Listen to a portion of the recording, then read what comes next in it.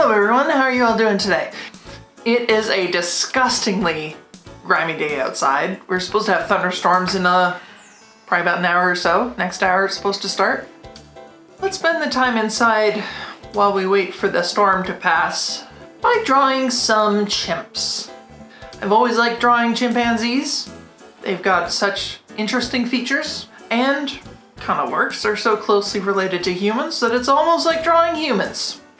So let's draw some monkeys. Come join me. All right, good evening, folks. How's it all going today? I'm coming at you live from the same day that I'm posting this. I was very bad at actually getting any work done this week. And I had an engagement on the day that I usually do this work, which is Thursday. So I'm just hoping that I get all this done before the end of the day. If not, well, I guess it's just gonna be a little bit late going up this evening. Not the first time that that's happened. I always dislike this first part of the drawing where you can barely see anything on screen, but I feel it's kind of important to show that I'm not just tracing over something. So I guess it has to stay. If you can squint your eyes and kinda, tilt your screen a little bit, you can see that this is going to be a chimpanzee sticking his tongue out. I've always been interested in drawing chimpanzees. Honestly, I don't even know why. I have no interest in meeting a chimpanzee, and I have no interest in learning about chimpanzees. I just like the way that their little muzzle looks. I don't think that the family similarities are all that well defined, to be honest, but when you look at their behavior, you can really tell that they're related to humans. Actually, despite myself, I have been learning a lot about ape evolution and more specifically human evolution, just because of the YouTube videos that I tend to watch. I watch a lot of evolutionary history and like the science of biology and all that fun stuff. And one thing that I actually found really interesting about the relationships between humans and chimpanzees is that it's not actually the hands that distinguish us from our ancestors. If you look back at the fossils of Miocene apes, the hand structures are actually quite similar to what we have now. They're very basal is what I think the word that they use to describe it is. It's actually the chimpanzee hand that is the more evolved, I guess you could say, the one that's changed the most since our last common ancestor. Now, I don't know what that actually means. Does that mean that the last monkey that was between us and chimpanzees walked on their palms, or were they knuckle walkers but they weren't particularly good at it? I don't know what that means because I don't pay attention good and don't learn good and stuff. Another interesting fact is that the chimpanzee brain is about 3 times smaller than the human brain, which is actually really frickin' cool that they've done so much with so little. This puts their brain size at approximately the same size as a newborn's brain. Now, if you took a toddler and told them to invent warfare, I don't know that you'd get very far. And of course, going in with my 72 set of Mungyo Gallery, I make sure to use every single color as usual. It's gonna be a little blue monkey. At least where the eyes are concerned. I might change colors later. In fact, I do change colors later. I just thought you should know. I do have advanced knowledge of this, and I do change colors later. Actually, some of these colors are starting to look a little ragged. You can't see it on screen. My black is looking very small at the moment. Did you know that humans are not the only ape with eye whites? It's not uniform among gorillas, but some of them do seem to have eye whites. And I've seen some pictures that suggest that bonobos do too. Well, I think that's quite enough of the blue, don't you? I think I'd rather like to see some yellow in that muzzle now. Speaking of the jaw is another thing that differentiates humans from our cousins. Fairly obviously, I should say, but still. So the jaws are usually described in relation to the anterior cranial fossa, which is a fancy way to say the front of the brain. Humans have a very flat face, which is described as being orthognathic, which means that their jaw lies directly below the anterior fossa, whereas apes are called prognathic, pro meaning forward in this case, so the jaws are forward of the anterior cranial fossa.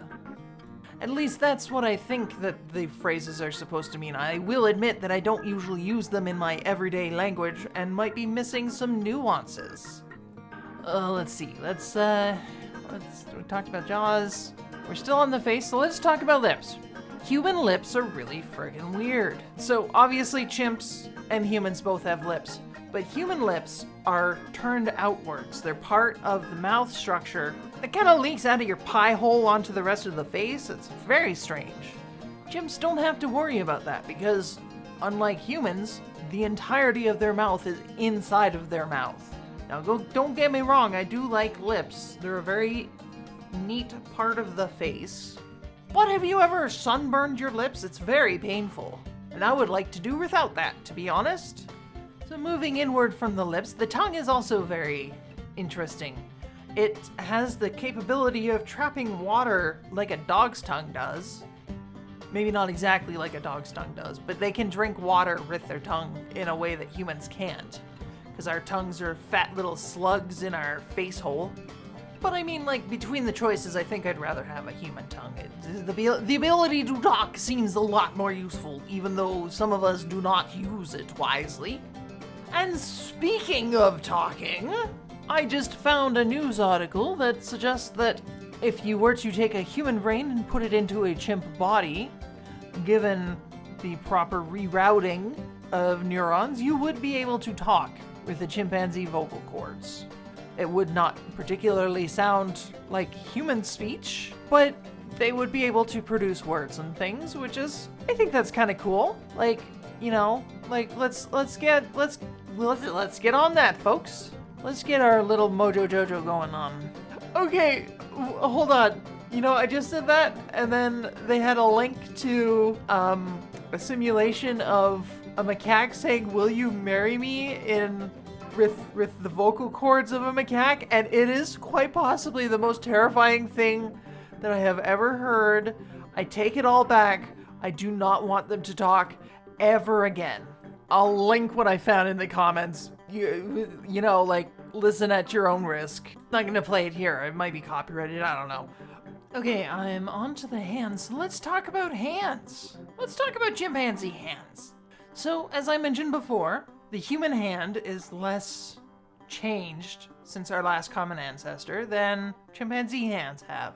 They've evolved quite differently because they've needed to evolve both tree-dwelling and knuckle-walking modes of transportation. The bones of the hand have become longer, and so have the fingers, but the thumb has become shorter. And so, because the thumb doesn't really meet properly with the fingers, the way that a human hand does, their hands, I found a couple articles that say that their hands aren't really considered to be opposable the way that our hands are. But one of the special adaptations for knuckle walking is that their wrists lock. They've got a bone in their wrist that locks with the radius, which means that they can take the weight of their body directly from the hand to the forearm without needing to worry about, you know, their wrist breaking. Now, the really cool part is that when you look at our ancestors, the Australopithecines, you see the same adaptation in their wrists, even though they were fully bipedal, which I think means that the last common ancestor of humans and chimps were knuckle walkers. Which is actually even crazier because gorillas and chimpanzees walk differently on their knuckles compared to each other, which I think suggests that the last common ancestors of gorillas and chimpanzees were not knuckle walkers and evolved their knuckle walking separately after they diverged. And if you don't think that that is just the neatest shit, then you get right out of my face. Okay, last thing that I want to kind of gush about before I go, because I think we're getting to the end of this video here. Probably about 2 minutes left, which gives me just about enough time to go on another rambly rambles. So let's talk about body hair, hey? So, just as it is for humans, chimpanzees do not have hair on their face, which is to say anything above their muzzle, or the palms of their hands. Of course, when I say above the muzzle, I'm not talking about eyebrows or eyelashes or anything of that. That is specialized hair that is different from body hair. Now, with that being settled, chimpanzees have roughly the same amount of hair that humans do. The difference is in the types of hair. So when you're talking about chimp hair, you'd be talking about something called terminal hair, which is more like the hair on your head, or facial hair, or like hair on your armpits, and maybe some other areas that I don't really want to talk about on YouTube. Whereas most of the hair on a human body is what we call vellus hair, which is essentially peach fuzz compared to terminal hair.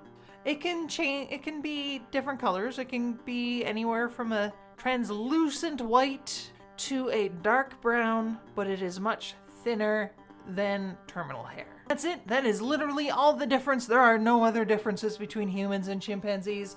Goodbye.